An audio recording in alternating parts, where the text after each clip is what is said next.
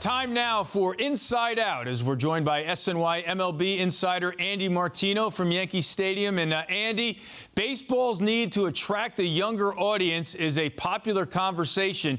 How does a night and a performance like Vladimir Guerrero Jr. on Wednesday help change that narrative? Well, it's certainly entertaining, Eamon, and he was doing what you'd want any superstar to do. Of course, a Yankee fan didn't want that, or a Yankee player didn't want that. Like Aaron Judge said a few minutes ago, I wish he'd done that against someone else and I'd been able to watch it on TV. But no, it's great.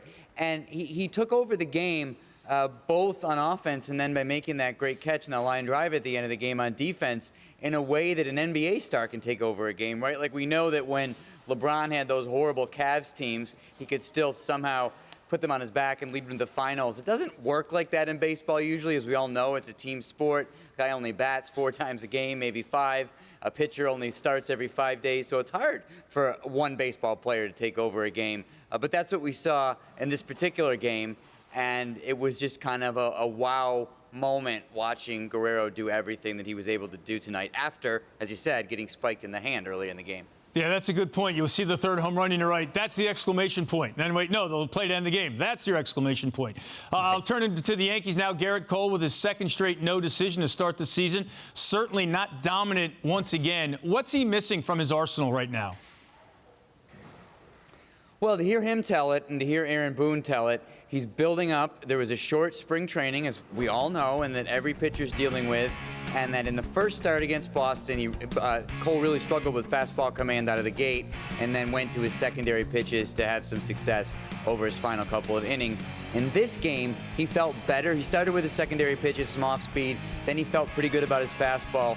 And really, if you take Guerrero out of it, he pitched well against a good lineup, but of course you can't take Guerrero out of it. Cole's the ace of the Yankees. He has to be able to beat a team like the Blue Jays, and he's not there yet. He claims, and the Yankees claim, that his stuff is trending in the right direction. He's getting more stretched out, and he's getting where he needs to be. The rest of the month and the rest of the season will tell the story on that.